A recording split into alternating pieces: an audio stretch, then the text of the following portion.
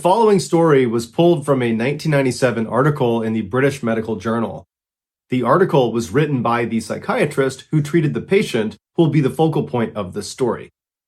The only reason I bring this up is because this story truly sounds made up, and it's not. One night in the winter of 1984, a healthy middle-aged woman, who we'll call Brenda for this story, was at her home in London reading a book when she suddenly heard a voice in her head. It said, "Please don't be afraid. I know this must be shocking for you to hear me speaking to you like this, but this was the easiest way I could think of. My friend and I, we used to work at the children's hospital and we would like to help you." Brenda couldn't believe what was happening. She had never heard voices in her head before, and this voice that was speaking to her, it was so clear, and it did not sound like any voice she had heard before. And so at first, Brenda just sat on the couch and didn't do anything and just waited, hoping that maybe she was just imagining this. But the voice in her head seemed to pick up on her reaction and said, "Brenda, this is not a hallucination. We're real and we want to help you." Brenda did not believe it was real. She believed she had just lost her mind. And so for the rest of the night, she just completely ignored the voice in her head, and first thing the next morning, she went to her doctor's office and said, "Please help me." The doctor referred her to a psychiatrist, and so she went over to the psychiatrist's office, and after they performed an evaluation of Brenda, they said, "Look, I don't really know why you're hearing these voices. There's no clear medical explanation for why." And so Brenda was ultimately diagnosed with something called functional hallucinatory psychosis, which basically means Brenda was hallucinating, but there was no clear reason why. The psychiatrist began treating Brenda with an antipsychotic drug as well as with supportive counseling. Over the next couple of weeks, as Brenda diligently took her medications and went to her appointments, the voices eventually stopped. And so Brenda went into her psychiatrist's office and she said, "Doc, you've saved me. The voices are gone. I'm so happy." And the psychiatrist would later recall that Brenda was visibly relieved. It was obvious that she was not making this up, that she really believed that she had these voices and now they were gone. And so after Brenda left the office, she actually went on vacation with her family outside of London just to celebrate the fact that she had not, in fact, lost her mind. But while she was away on holiday, she started hearing the voices again. And this time, they told her she had to get back to London as soon as possible because there was something terribly wrong with her. And they gave her a very specific street address that she was supposed to go to seek treatment. And so Brenda is horrified that the voices are back in the first place, but what she's really scared about is that maybe there's some truth to what these voices are telling me. Maybe there is something wrong with her. And so Brenda ran to her husband and she explained what happened, and he was very reassuring and said, "Look, honey, you should just totally ignore the voices again. There's probably nothing wrong with you. Just try to relax and have a nice vacation." But Brenda could not relax. She could not ignore the voices because they were constantly telling her, "You need to leave. You need to go back. There's something wrong with you." And so finally, Brenda convinced her family to end the vacation early and they headed back to London. And as soon as they got there, Brenda made her husband come with her and they drove to the street address the voices had given her. And when they got to this very specific location, they found themselves standing in front of the brain scan unit of a London hospital. Brenda and her husband were totally shocked, but before they could even react to what they were looking at, the voices in Brenda's head came back and they told her, "You need to go inside and you need to request a brain scan for 2 reasons. 1, there's a tumor in your brain. And 2, this tumor is causing your brainstem to swell." At this point, Brenda was so scared that this information might actually be true that despite what her husband was saying, she went right inside the brain scan unit and she requested this scan. And when they asked her, "Who's the doctor that referred you over here?" she said, "I don't have one." And then she ultimately told them that, "Well, there are voices in my head that told me to come over here and get this scan." Now, the doctors at the brain scan facility were not totally like, "Get out of here." But instead they said, "Look, this is a very expensive scan. We can't just let you in here and get a scan because the voices told you to. We need a clinical reason to do it. We need a doctor's note saying you need this scan." And so they turned Brenda away, and Brenda now is just a complete wreck. She ends up calling her psychiatrist and she explains the situation about getting this address and being told to get this brain scan. And after a few minutes of hearing her story, her psychiatrist says, okay, you know what? I will call over and I will get you an appointment to get a brain scan because I want you to be at ease. And it seems like this is probably the only way we're going to be able to do that. And so after this conversation, the psychiatrist got in touch with this hospital and he requested the brain scan for Brenda. And about a month later, Brenda went in, she had the scan done, and sure enough, she had a brain tumor and her brainstem was swollen. The doctors couldn't believe it because Brenda was showing absolutely no signs of having this condition. And so they told her that, well, you can just wait and see what happens. This might not have any effect on you. And so you can just wait to see if you get symptoms eventually, or we can go in and do the surgery and remove this tumor. But of course, doing brain surgery comes with some very significant risks. After thinking it over with her family, Brenda decided to go with immediate surgery. And after telling her doctors as much, the voices in her head told her that she had made the right decision. A couple of days later, Brenda went in and her surgery was a huge success.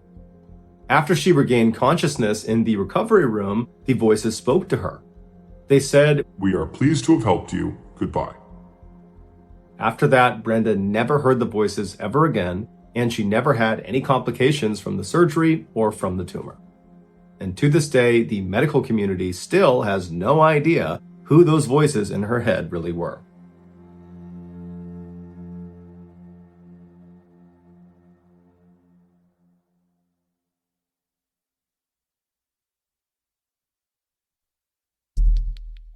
The next and final story of today's episode is called Come Back.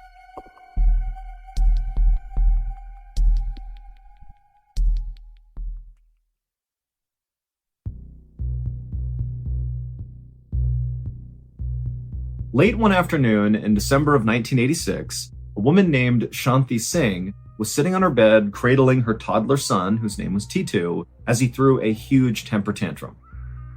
T2, who was 3 years old, had already been throwing this tantrum for about 30 minutes at this point, and it didn't seem like anything Shanti did was getting him to calm down.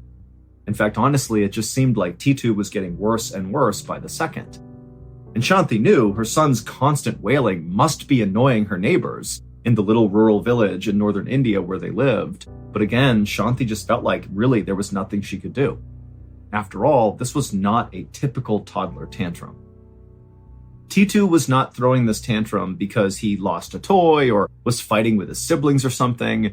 No, the reality was Shanti and her husband had no idea why T2 was throwing this tantrum, because T2 threw these tantrums all the time for seemingly no reason, and nothing they did would get him to stop. He would just start throwing these crazy fits, and he would only stop when he was ready. Now, Shanti and her husband had taken T2 to the local doctor, and he'd been examined, and the doctor said, look, I think your son's just fine. I can't find anything wrong with him. So whatever's causing him to be so upset, it's got to be psychological. Shanti grabbed her son and tried to give him a hug and kiss to get him to calm down. But as she did that, T2 turned around and tried to hit her in the face and kicked her and punched her. And so Shanti had to kind of fall back on the bed. And T2 at this point, who's still throwing this huge tantrum, he leapt off the bed and ran out of the room. Now, Shanti had already sent the rest of her family, her kids, her husband, outside to wait out this current T2 tantrum. And so for a second, Shanti thought about just laying on the bed and letting her crazy toddler just kind of run around the house until he was done throwing this tantrum. But as Shanti was laying there on the bed, practically crying from frustration, she heard a plate break in the kitchen. And so she jumped up and ran into the kitchen, and there was T2 looking down at the ground where there was a shattered plate on the ground. Clearly, T2 had smashed it on purpose. And so as furious as Shanti was, she suddenly realized that, nothing she could do was going to get this kid to stop. And so right now, the only thing she could do was just put him in a safe place where he couldn't hurt other people or himself or damage anything else. And so Shanti, trying to be as calm as possible, walked up to T2, who's still throwing this tantrum and swinging at her as she's coming near him. And she grabbed him, she turned him around so he couldn't kick her or punch her. She put him into his room and then shut the door. And then she sat down in the hallway with her back up against the door to keep it shut. And then as T2 inside the room began banging on the door and trying to open it, Shanti's sitting there anchoring the door, and she's just praying that her son's going to calm down soon. And then at some point, Shanti heard her son start to say something that typically signaled the end of a tantrum. Titu, in the bedroom, began saying the word Shirsh Verma, which actually was a nonsense word that Shanti and her husband and the other kids had no idea what it meant.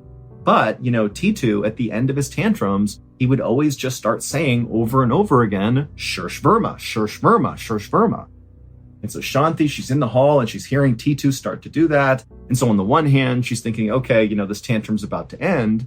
But on the other, she's like, I have no idea what that word means. It's obviously connected in some way to what's going on with my son, but I have no idea what it means. It sounds like nonsense. And so Shanti began yelling through the door at Titu to explain what Shirsh Verma meant, but Titu had no explanation. He just kept saying the word over and over again, Shirsh Verma, Shirsh Verma, Shirsh Verma.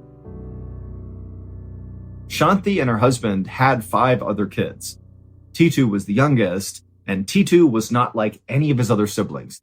The other siblings did not throw temper tantrums like this, not at all. And in fact, Titu had been a difficult child even before he was born.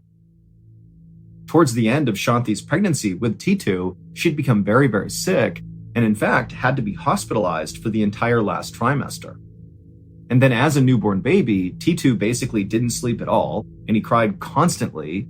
And so Shanti and her husband initially thought, Titu must just be a very fussy baby. But in time, as he grew into more of a toddler, it was clear to Shanti and her husband that Titu was actually a different kind of kid.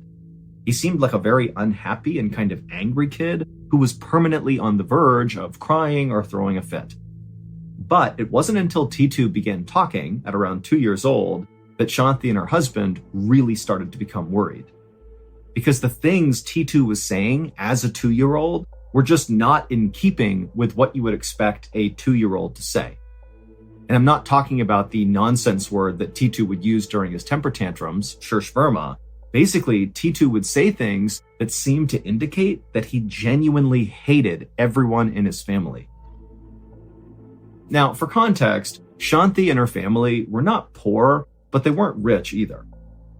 They lived in a little concrete home, they didn't have a TV or a car, and all the kids wore hand-me-down clothes, and Shanti actually handmade her clothes and her husband's clothes. But the family always had enough food to eat, and they were educated, and they seemed happy enough. It's just that they didn't really have the ability to do anything extra, like above and beyond a modest life.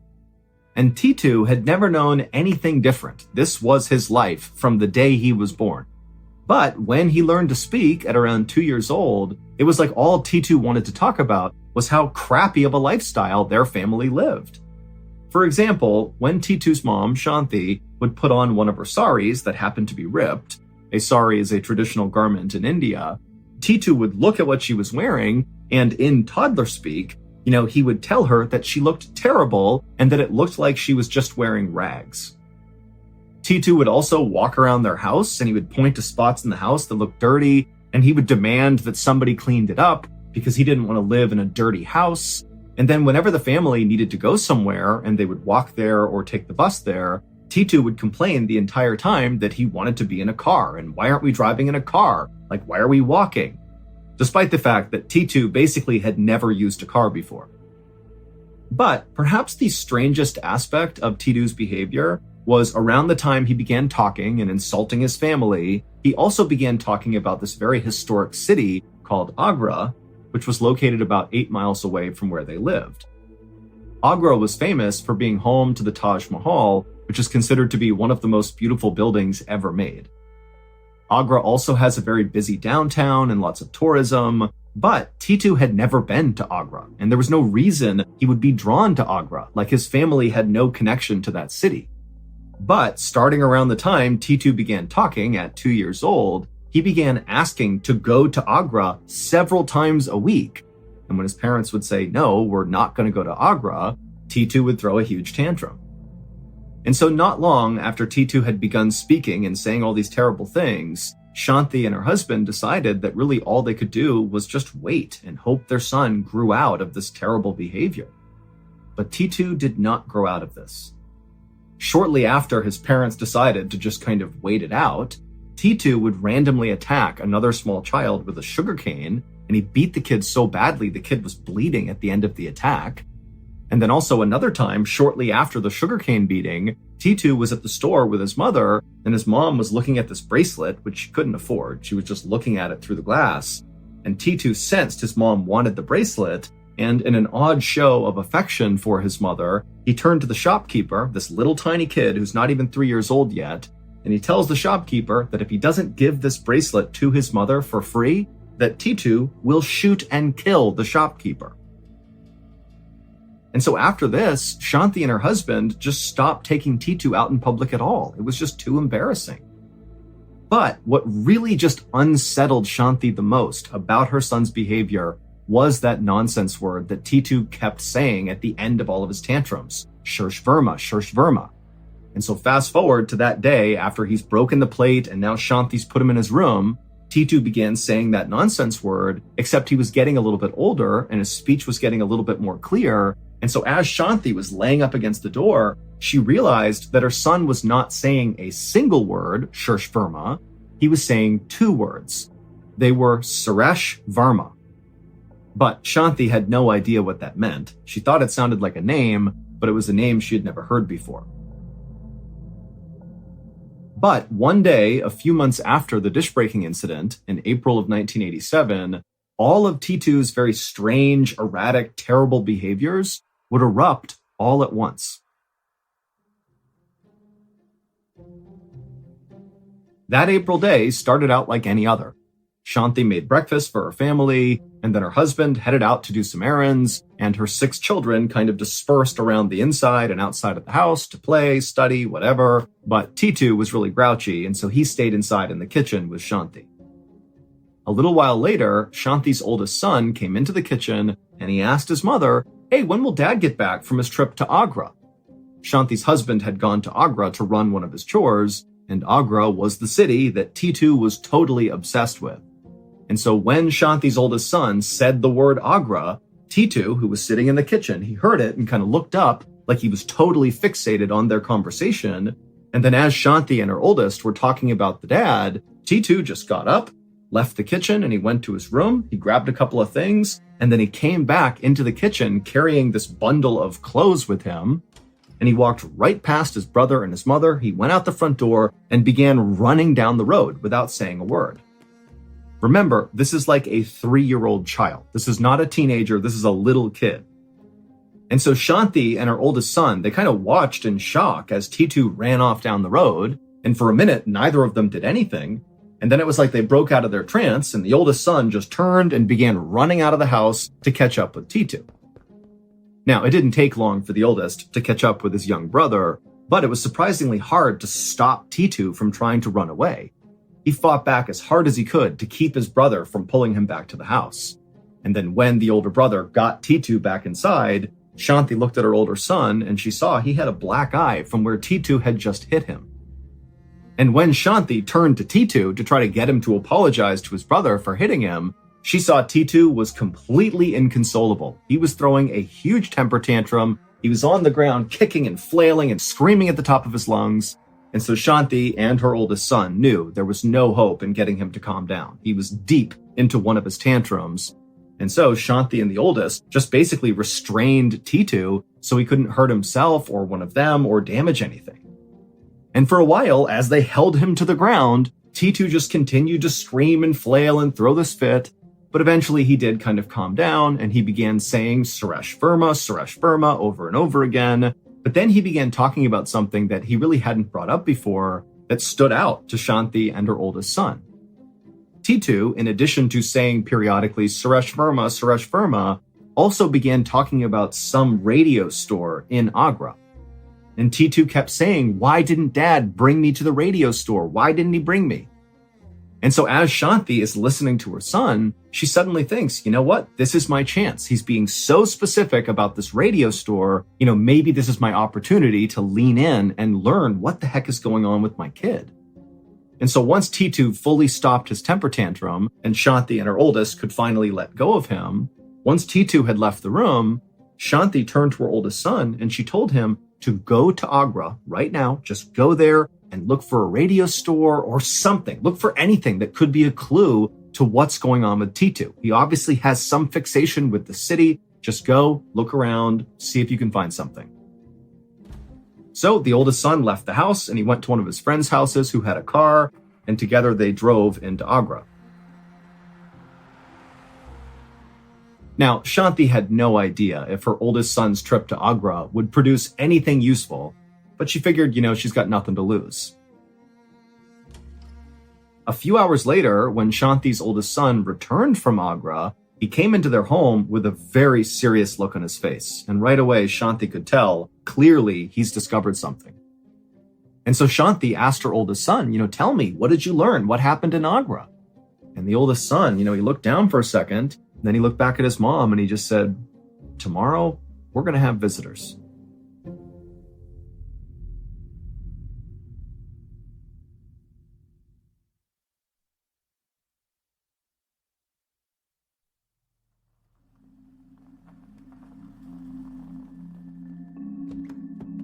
The next day, a car pulled up in front of Shanti's home and 6 people climbed out. There was a woman wearing a beautiful red sari who appeared to be in her 30s, and then there were 3 other men who also appeared to be in their 30s, and they were all wearing suits and jackets. And there was also an older couple, a man and a woman, and the man was wearing this beautiful sweater, and the woman had on all this silk. It was clear, just from the way they looked, that these 6 people were not from this area. They were from somewhere else, and they had a ton of money. Now, Shanti was inside the house and she was watching this group arrive, but she did not go outside to greet them. She, her husband, and all of her kids, minus Titu, had decided the night before, when they knew these visitors were going to arrive, that they wouldn't go out and talk to them. Instead, they would just allow Titu to basically make first contact with these people and see what happens. So when Shanti saw this group of 6 very well-off people were standing right outside of their gate, kind of waiting to be let in, she called for Titu and said, hey, go outside and open the gate for our guests. And so Titu, who was not throwing a fit at this point, he came running through the house and he went to the door. He's not looked outside yet. He opens up the door and he runs outside and he sees these 6 people on the other side of the gate. And suddenly Shanti heard Titu make a sound that he never made. It was like the sound of pure joy. He was so elated to see these 6 people. Shanti couldn't believe it. For a second, Shanti closed her eyes and almost started crying because she knew, even before Titu had made that joyous sound when he saw these people, they were about to solve the mystery of what was going on with her son. Just then, Shanti heard Titu from outside yelling for Shanti and the rest of his family to come outside and meet his other family.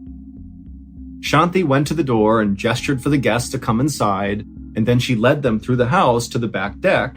And then after they were all seated, Shanti looked over at her son, Titu, and she saw he had this huge grin on his face. He was so happy, and he was staring intently at the woman who got out of the car, who was in her 30s and wearing the beautiful red sari, and she was sitting right across the table from Titu, and Titu is just locked on her. Now, at this point, nobody is speaking. Everybody is just sitting there. No introductions have been made, so nobody even knows each other's names. And in this kind of tense and awkward silence, Titu, who again is just staring at this woman in red, he eventually breaks the silence, the 3-year-old child, and he asks the woman in red to come sit next to him. And so the woman in the red sari, she does what he asks and moves over and sits next to the toddler. And then Titu looked up at her and he smiled and he said, do you know who I am? And the woman, she's looking down at him and she said, no, I don't. And Titu would look back up at her and he would say, I know who you are. You're Uma. And at this, the woman in red, whose name really was Uma, she gasped. She had no idea how this kid knew who she was. But before she could even say anything, Titu continued. And he said to her, hey, do you remember when we went to the fair with Ranu and Sanu and I bought you those sweets? And at this, the woman in the red sari, Uma, she had this new look come over her face. Instead of looking like she was just kind of shocked and appalled that this random kid knew who she was, now it was like a look of shocked recognition as she's looking down at Titu, like she suddenly understood what was actually going on. And at the same time, Titu's mother, Shanti, was watching this happen and she was kind of piecing together what was really going on here. And suddenly she realized she needed to check something. And she got up and she ran out of the room and she came back with scissors. And without saying anything, Shanti went straight to Titu. She pushed his head to the side, exposing his right ear, and she used those scissors and began cutting all the hair off his head that was kind of drooped over his right ear, kind of exposing the right side of his skull. And as the hair on Titu's head fell to the ground, exposing more and more of the right side of his head, all the adults watching just gasped. And the whole time, Titu was just smiling.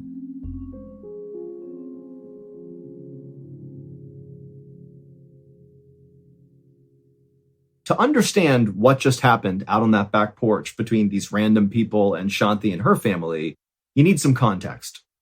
So here's what happened when Shanti's oldest son was sent to Agra to go investigate and look for clues that could explain what was going on with Titu.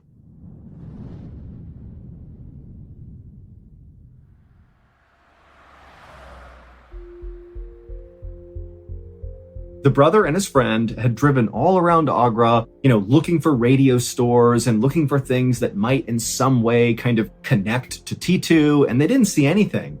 But at some point, they drove past one of the many radio stores in Agra, and the name of this radio store immediately stood out to the brother and this friend.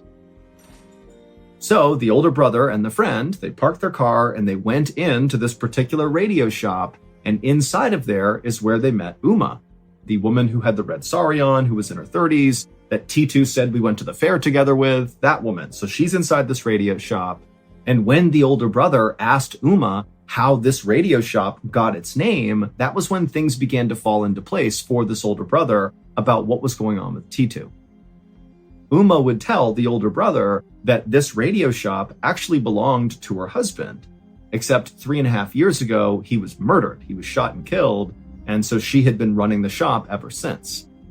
And Uma said she had considered changing the name of the shop, since taking it over, but she just couldn't bring herself to change it because the shop's name was actually based on her husband's name. The name of the shop was Suresh Radio Shop. Her husband's name was Suresh Verma. The two words that Titu would say all the time at the end of his tantrums, Suresh Verma, Suresh Verma. That was Uma's husband. And it would turn out the details of Suresh's death matched up in a very bizarre way with Titu's birth. And all of Titu's totally erratic, strange, terrible behavior throughout really his entire life to this point now suddenly made sense if you knew about Suresh's life. Many people, including professors from major universities in India and America, have come to believe that what happened with Titu was when Suresh was murdered, his spirit somehow came out of his body and entered Titu's body. Basically, Suresh was reincarnated in Titu. This reincarnation theory would explain why Titu was always saying Suresh Verma, because in theory, that was his real name. That's the guy who died, who then his spirit transitioned to Titu. So he's saying his name over and over again. And then also Titu's obsession with Agra would make sense because that's where Suresh's radio shop was and where he lived. Also, the reincarnation theory would explain why Titu was so critical of Shanti and the rest of his family's lifestyle, basically accusing them of being poor and kind of living below his station. Well, Suresh's family was very, very wealthy, and so that was the lifestyle Suresh had lived. And so if his spirit was now in Titu's body, he might be at odds with their lifestyle. And lastly, the reincarnation theory would explain the two very unique and very pronounced birthmarks that Titu had right next to his right ear. He had one right above his right ear and right below it. Now, these were birthmarks that Shanti was well aware of, but after she learned about how Suresh Verma was killed, he was shot in the side of his head, and the bullet went in above his right ear and then came out on the bottom part of his right ear. When she heard that, she ran and got the scissors, she cut the hair away around Titu's ear, revealing the two birthmarks, and then the other families saw those birthmarks and they're like, oh my goodness, that is literally where the entry and exit wounds were on Suresh. And then also it's worth pointing out that on the day Suresh was shot and killed, well, basically that day was when Titu's mother, Shanti, began feeling really sick during her pregnancy with Titu, and she had to be hospitalized. After this discovery about Titu and Suresh Verma, Shanti and her husband and the rest of her family expected Titu to want to live with Uma and his other family.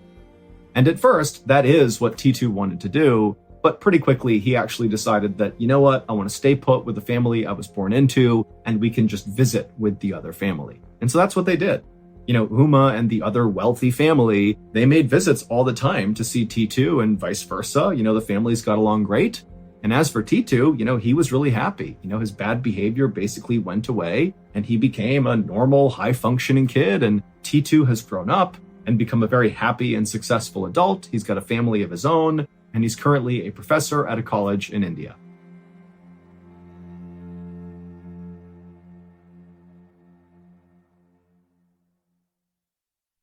A quick note about our stories. They are all based on true events. But we sometimes use pseudonyms to protect the people involved, and some details are fictionalized for dramatic purposes. On the evening of February 9th, 1993, a 45-year-old man named Harry Fuller drove down High Street in Wadhurst, a small village in East Sussex, England. Harry glanced out his car window and saw people walking into the shops and pubs that gave the village its charm, and as he did, Harry thought to himself how nice it would be if he just stopped right now and went into one of those pubs. But Harry knew he still had some work to do, so he kept on driving and grabbed his mobile phone, and with one eye on the road, he dialed one of his clients. Harry was a car salesman, but he didn't work out of a dealership. He specialized in buying cars at auctions and then resold them for a profit. And earlier that day, he'd seen a car coming up for auction soon that he thought he could sell to one of his clients. That client picked up on the other line, and in a big, excited voice, Harry went right into his sales pitch. When Harry was a child, he had struggled with reading and writing, so to make up for that, he developed his public speaking skills. His friends said Harry could tell a story like nobody else, and that gift for storytelling had served him well as a salesman. On the phone, Harry told his client that the car he'd seen was everything the man could ever hope for in a vehicle, and he painted a vivid picture of what it would feel like to sit behind the wheel. And within minutes, Harry knew he'd won this man over, and that there was going to be a big sale and a big commission in Harry's future. Harry told his client that he'd get the car when it came up for auction, and then he'd sell it to him for a very fair price. Harry reminded the client that he preferred to deal in cash. Then he said he'd be in touch soon and hung up the phone.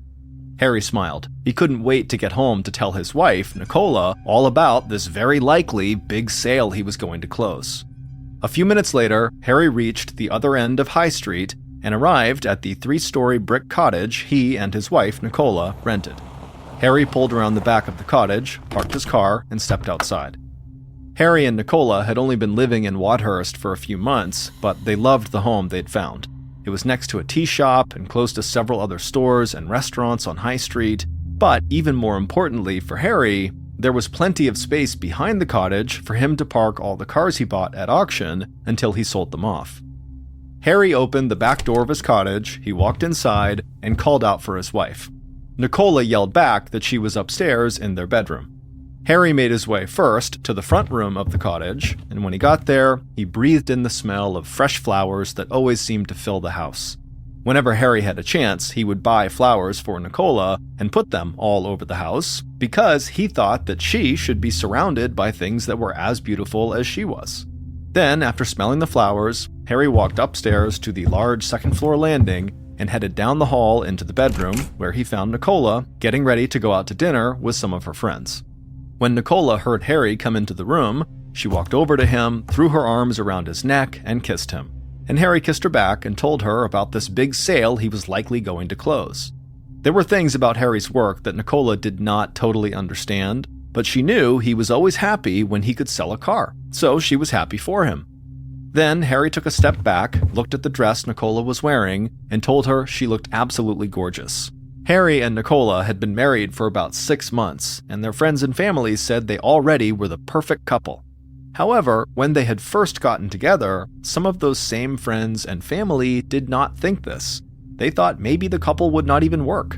Nicola was 27 years old, almost 20 years younger than Harry, and while Harry loved to talk, tell stories, and meet new people, Nicola was the opposite. She was quiet and reserved. Her idea of a good time was sitting in her garden and maybe reading a book all day. But when her sister had introduced her to Harry, Nicola fell for the tall, older man with the long brown hair almost immediately. She thought Harry was charming and handsome, and she loved how confident he was. And when Harry met Nicola, he thought he'd found the woman of his dreams. She was smart and caring, and she was beautiful, with short brown hair, a great smile, and a sweet voice. Within just 2 months of dating, the pair got married. Nicola's parents worried she was rushing into this marriage, but after they saw how happy Harry made her, they came to love him just like she did. Back in their second-floor bedroom, Nicola put her hand on Harry's shoulder and steadied herself as she put on her shoes, and then she and Harry headed downstairs together. Nicola heard a car pull up out front. She looked out the peephole and saw her friend was waiting outside, so she gave Harry another kiss, told him not to work too hard, and then she headed outside. Once Nicola was gone, Harry sat down on the couch and thought again about maybe going out and grabbing a beer at one of the pubs. But before he could decide if he really wanted to do that, the phone rang. So he leaned over to the end table, answered the phone, and he heard his friend and insurance broker, Stephen Young, on the other line.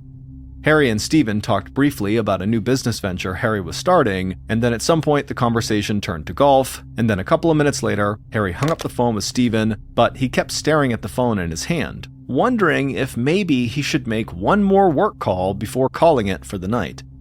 Recently, a former business associate of Harry's had gotten angry at Harry because he believed Harry had cost him a ton of money. Harry knew this associate was not someone he should ignore or totally put off, but Harry just did not want to ruin his evening by calling this guy and arguing with him over the phone. So Harry just put the phone back and then settled back into the couch and decided to just avoid dealing with this problem for at least one more day. And later that night, after Nicola got home and she and Harry were lying in bed chatting, Harry made it a point not to talk about work.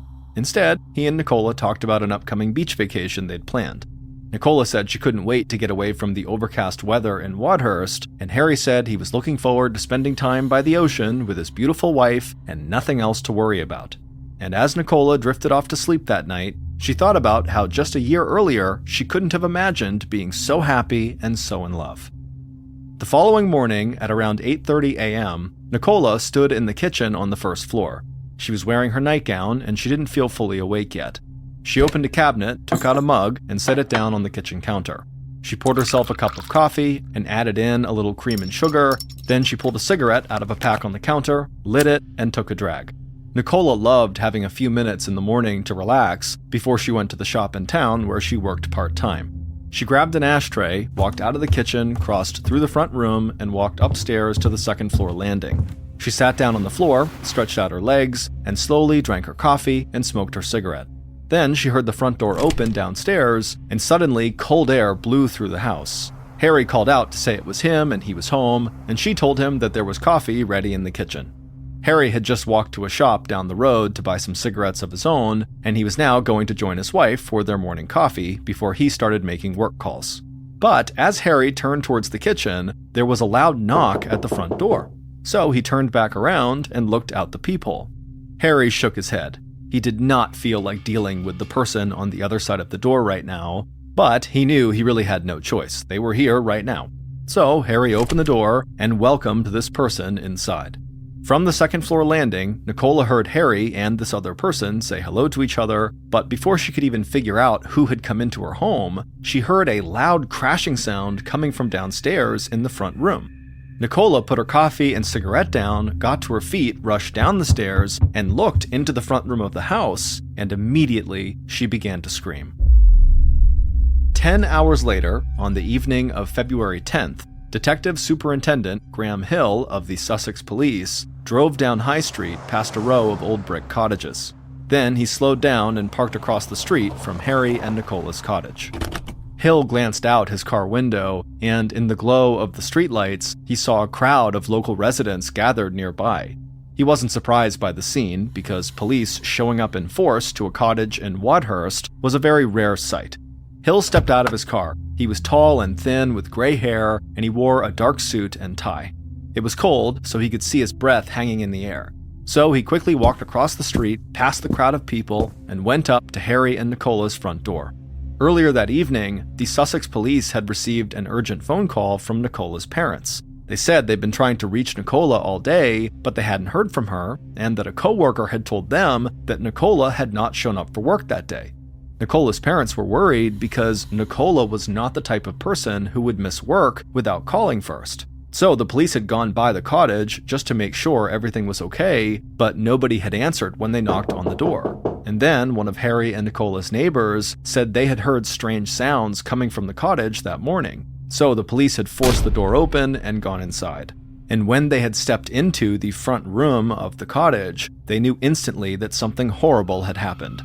So they had called into the station, and Detective Hill and the rest of the investigative team had headed over.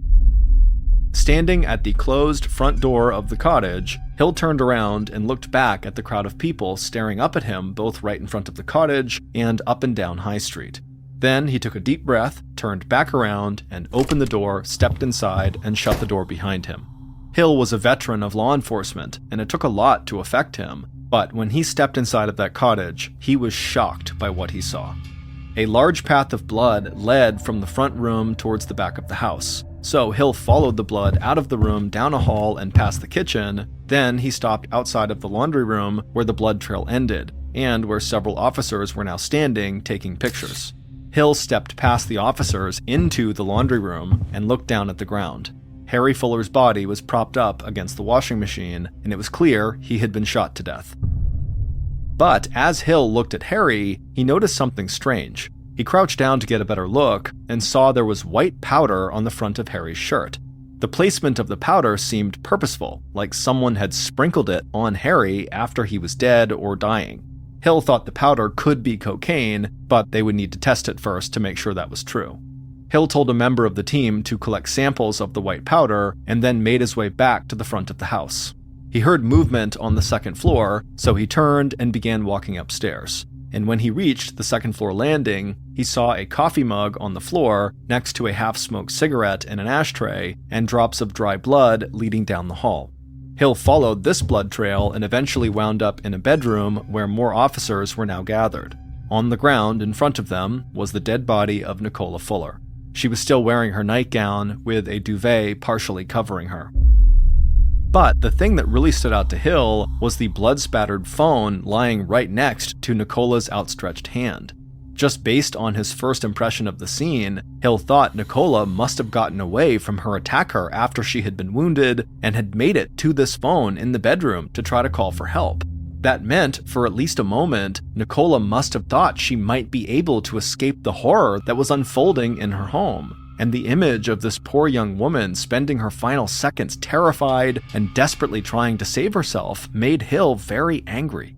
Hill took a deep breath and reminded himself to stay calm. Then he turned and headed back downstairs. Once down there, a ballistics expert who was crouched down in the front room waved him over. When Hill walked over to him, the expert showed Hill several bullets they had found on the floor. At first glance, Hill thought they just looked like standard .32 caliber bullets from a pistol, but the ballistics expert said there was something that made these bullets very unique. They had been manually altered to presumably cause as much damage as possible on impact. Hill knew his work was just starting, but the altered bullets and the white powder on Harry's shirt got him thinking that maybe these murders were tied to drugs. Whether the powder turned out to be cocaine or not, it seemed to Hill like the killer or killers had put it there on Harry to make the police think it was drugs, so that at least the first impression would be this was drug-related. Also, just the gruesome nature of the way in which Harry and Nicola were killed, with these altered bullets that totally ruined their bodies, it reminded Hill of some other incredibly violent drug-related homicide cases he and his colleagues had investigated in the past. But that was just an initial theory, and Hill would have to wait for test results on the white powder to know if it really was cocaine. But while he waited, he wanted to start digging into Harry's work to see if maybe he was not just a car dealer. Maybe his business included drug trafficking.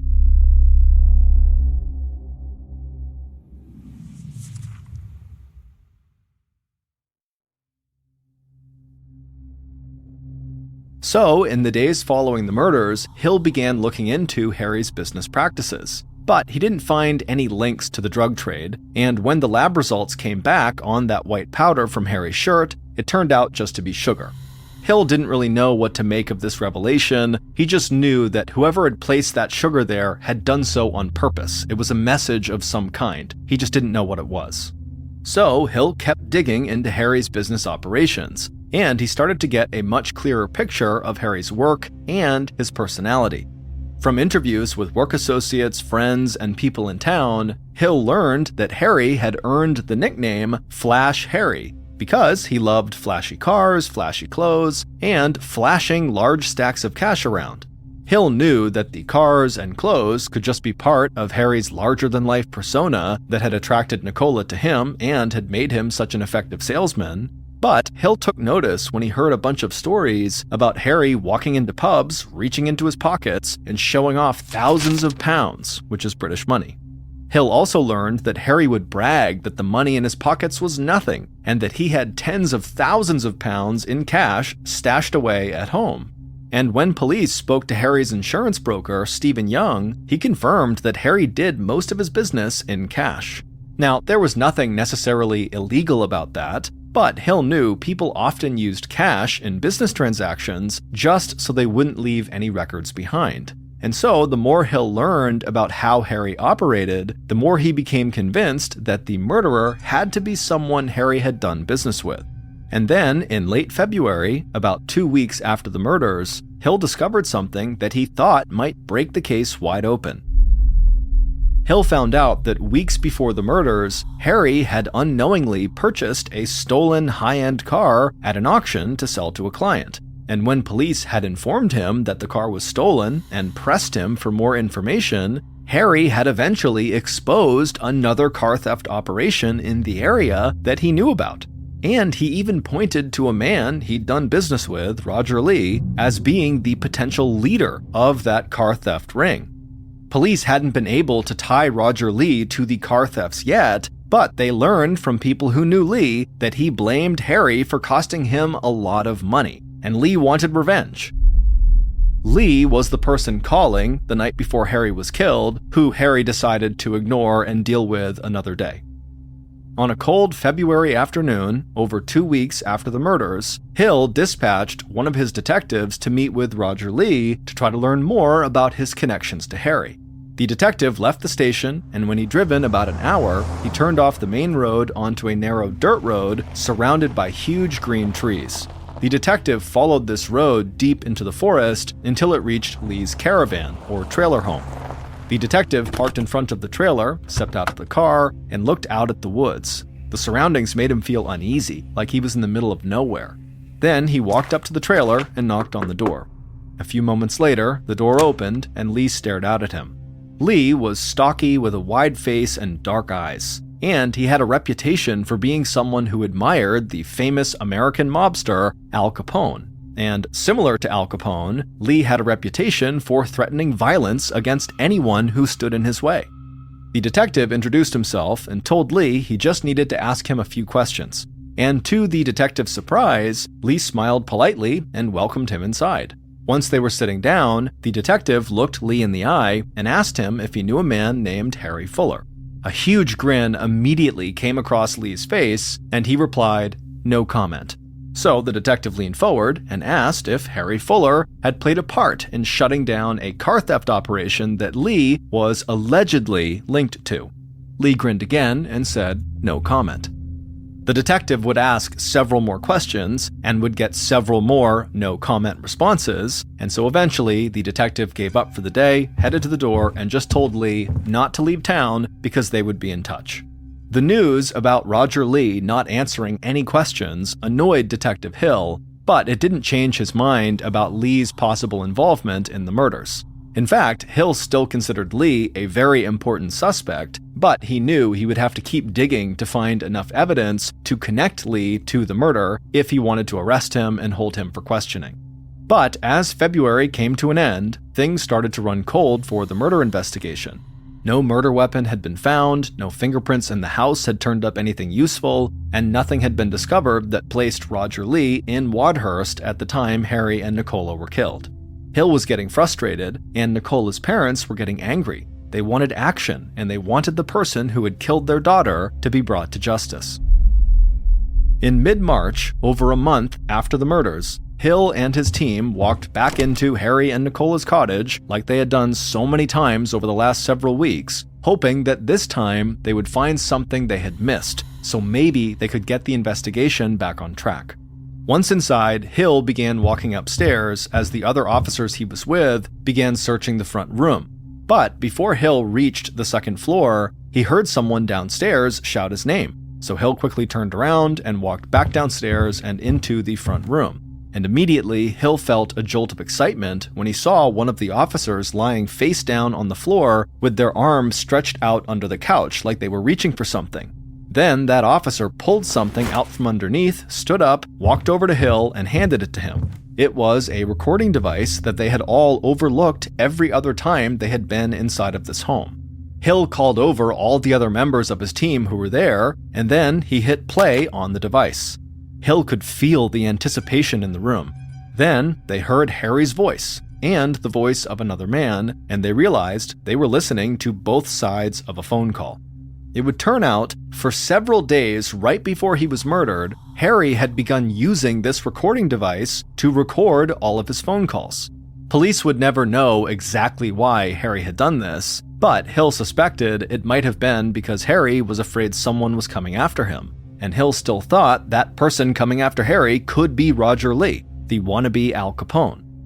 Over the following weeks, police began identifying and speaking with all the people who popped up on Harry's recording device. And as they spoke to each of these people, they learned nothing new. Finally, the police were down to just one more person on the recording that they had not yet spoken to. And the reason they had not spoken to them was because the police couldn't actually identify who it was. And so, after weeks of trying in vain to figure out who this mystery person was, Detective Hill finally just went on TV and played the recording with this mystery person's voice on it, hoping someone from the public might recognize it. On the night of April 15th, 1993, so not long after Hill had gone on TV, a woman and her husband, who lived in a town near Wadhurst, were sitting on their couch watching Crime Watch, one of their favorite TV shows.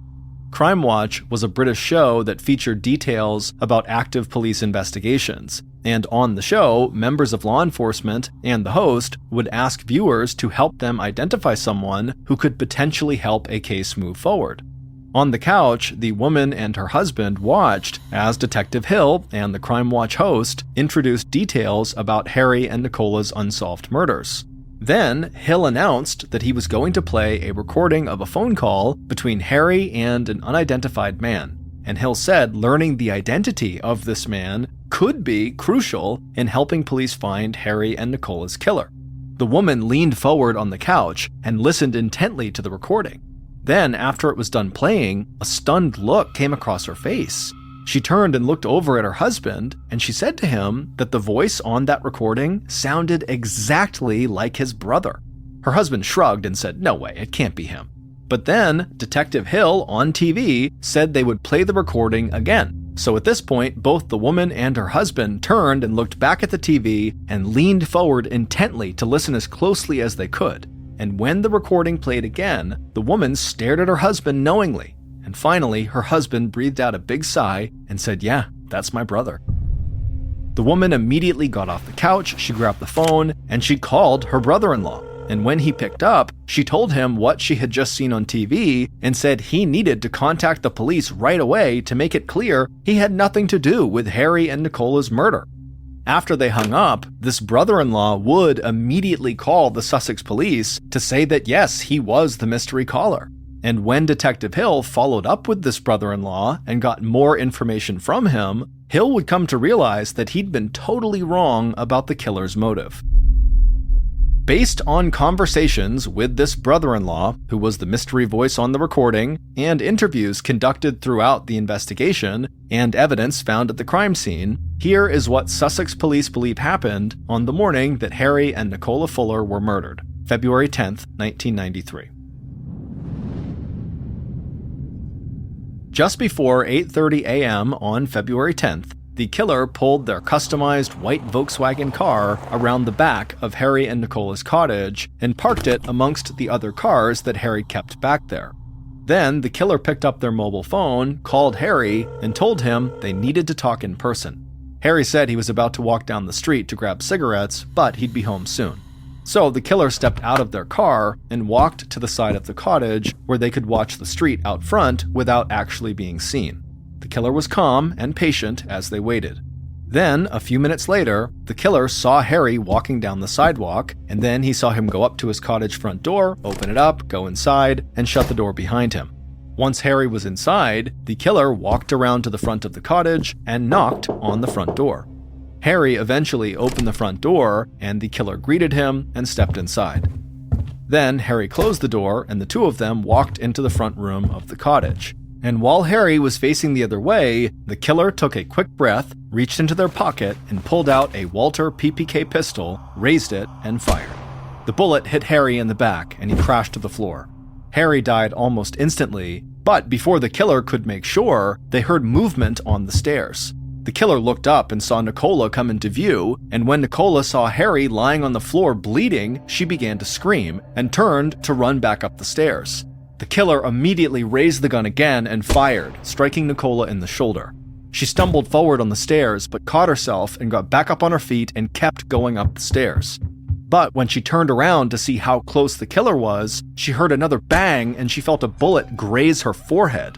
Nicola screamed as another round struck her in the cheek, cutting through her tongue and shattering the bones around her eye.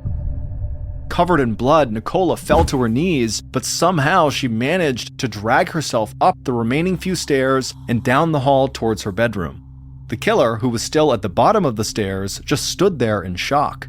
The plan had been to kill Harry, not to kill his wife, and now the killer questioned what they had done and what they should do next. Meanwhile, Nicola had crawled all the way down her hall into her upstairs bedroom, where she pulled herself across the floor to the bedside table. She reached up, grabbed the phone, and dialed 999, the English number for emergency services. But when the emergency operator answered, Nicola couldn't speak because of the damage to her mouth and tongue, so she screamed, hoping that would be enough. However, the operator mistook her screams for that of a child who had mistakenly dialed 999, and so the operator began asking Nicola if she could please speak with her mommy. Nicola tried to talk again, but no words came out, so she just kept on screaming, and unfortunately, the operator just continued to assume that this was a child who had accidentally dialed 999, and so this was not a real emergency. Moments later, the killer wandered into the bedroom and shot Nicola in the head. As she lay dead on the floor, the operator, who had somehow not heard the gunshot, simply hung up and did not send police to the cottage. After partially covering Nicola with a duvet cover, the killer took several deep breaths to try to calm themselves down, and then they walked across the room to the dresser and opened the drawers. The killer dug through Harry's clothes and then finally found what they were looking for, an envelope with thousands of pounds in cash tucked away inside. The killer slipped the envelope into their pocket and then ran out of the room and down the stairs. Back on the first floor, the killer grabbed Harry's dead body under his arms and dragged him from the front room over to the laundry room and leaned him against the washing machine. Then the killer crouched down, reached into their pocket, and pulled out a plastic bag with sugar inside of it and sprinkled the sugar all over Harry's shirt. The killer then stood up, walked outside through the back door, and climbed into their car. Then they calmly drove to the insurance brokerage firm they owned like nothing had ever happened. It would turn out Harry's friend and insurance broker, Stephen Young, was the killer. When Young's sister-in-law had called him to say that she heard his voice on Crime Watch, Young went to meet with the police. The police had interviewed him early on and had not suspected him at all, so he assumed he could easily just go right back in, talk to police, and get himself cleared of any wrongdoing. But when Young talked to police this second time, he made a fatal error that quickly turned him into Detective Hill's primary suspect. When police had asked if Young owned a gun, he said yes, he owns several legally registered guns. But then, without prompting, Young also told them that he altered his bullets in his home workshop. Young made it sound like altering bullets was a money-saving practice, but this information made Detective Hill and his ballistics expert immediately suspicious because they had found altered bullets at the crime scene. So Hill felt like they had enough to get a warrant to search Young's home and office, and when they went to Young's house, they discovered a huge collection of weapons along with bullets that had been altered in the exact same way as the bullets found inside of Harry and Nicola's home. When they searched Hill's insurance brokerage firm, they found records indicating his business was in debt and in danger of going under. But a payment of £6,000 to a creditor had been made on the day following Harry and Nicola's murder, and that payment had allowed Young to barely keep his company afloat. It would turn out that the murders had nothing to do with the drug trade or Harry talking to the police about a potential car theft operation. Harry had just bragged about having lots of cash on hand to the wrong person. When Young had called Harry to discuss Harry's new business venture the night before the murders, this was the call that was heard on that recording, Harry said he had just secured a large investment in cash and he was holding on to the money. So Young murdered Harry to steal that money and save his own business. Nicola was never intended to be a target. Young killed her just so there would be no witnesses. As for the sugar that Young sprinkled all over Harry's shirt after he killed him, he had done that in hopes that the police would think it was cocaine and so would go down an investigative path that would not lead to him. Stephen Young was ultimately arrested and found guilty of committing the double homicide. He would be sentenced to 2 life sentences. However, this was not the end of the story. On March 22, 1994, the night before Stephen Young would be found guilty in court, 4 of the jurors in his murder trial were sitting together in an old wood-paneled hotel bar. All 12 jurors had been given rooms in this hotel for that night, but most of the jurors had gone to bed. However, these 4 had stayed up drinking and talking. The hotel they were staying in was hundreds of years old and had a reputation for being haunted. And so as they consumed more and more alcohol, the jury foreman, who was one of the 4 staying up late, suggested they go back to one of their rooms and host a seance to see if maybe they could contact one of the ghosts roaming the hotel's halls. So they left the hotel bar and stumbled upstairs to one of their rooms, and then once inside, the foreman grabbed a pen and several pieces of paper from the bedside table. Then he sat down on the floor and created a makeshift Ouija board, which is a board with the letters of the alphabet and the words yes and no on it that people will use to try to communicate with the spirits of the dead. When the jury foreman finished making this homemade Ouija board, he grabbed one of the hotel room's drinking glasses and placed it on the center of the board upside down. Then all 4 jurors sat down on the floor in a circle, and then each of them placed a finger on the top of this glass and then sat quietly waiting for instruction. The foreman called for complete silence, and then in a low, serious tone, he asked out loud if any spirits were present in the room with them right now. For a second, nothing happened. But right as the group was about to take their fingers off the glass and go to bed, the glass began to slide across the Ouija board and ultimately landed on the word yes. The jurors gasped and looked at each other and asked who had moved the glass, but they all said they hadn't done anything, so the glass must have moved on its own. Feeling excited and scared, the foreman asked another question. Who was the spirit in the room with them? And again, the jurors felt the glass begin to move under their fingers. This time it circled around the board, stopping on the letter H before moving to the letter A, then it slid across to letter R, and so on and so forth until it had spelled out the name Harry Fuller. The jurors laughed nervously when it was done, and again asked each other if any of them were moving the glass on purpose, but they all continued to say no. And so eventually, one of the jurors asked the apparent spirit of Harry Fuller who had killed him and his wife. The room fell silent again. Then, again, the glass began to move and spelled out the name Stephen Young. After it was done, the jurors pulled their fingers off the glass and just stared at the board. Then, after a tense moment of silence, they kind of nervously laughed again and decided they had had enough talking to the dead, and so they all got up and went to their separate rooms and went to sleep. The following morning, at breakfast with the rest of the jurors, the foreman revealed what he and the 3 others had done the night before. And for the most part, the jurors at the table thought it was a funny story.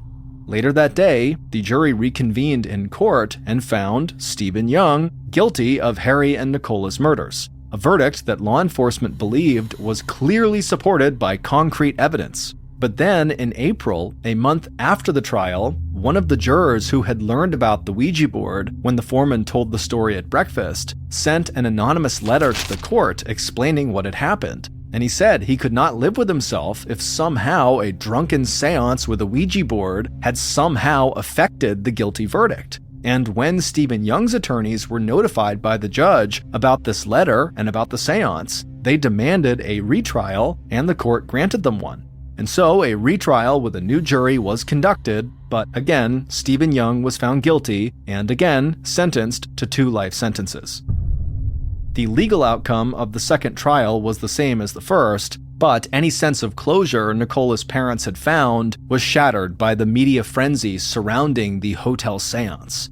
Nicola's father would say that the jurors had made a mockery of his daughter and son-in-law's deaths. And for years to come, the murders of Harry and Nicola would be remembered not for the tragic loss of life, but for the drunk jurors who tried to talk to the dead.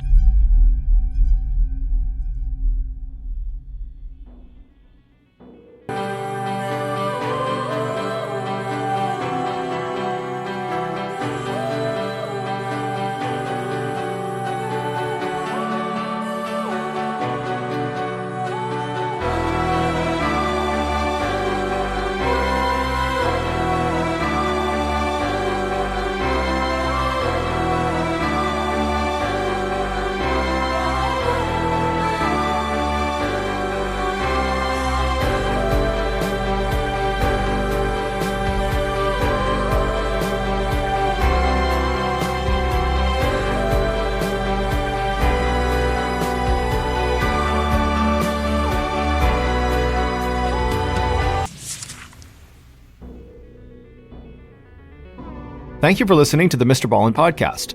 If you enjoyed today's stories and you're looking for more bone-chilling content, be sure to check out all of our studio's podcasts. There's this one, of course, the MrBallen podcast, and there's MrBallen's Medical Mysteries, Bedtime Stories, Wartime Stories, Runful, Redacted, and Late Nights with Nexpo. All you have to do is search for Ballen Studios wherever you get your podcasts. To watch hundreds more stories just like this one, head over to our YouTube channel, which is just called MrBallen. So that's going to do it. I really appreciate your support. Until next time, see ya.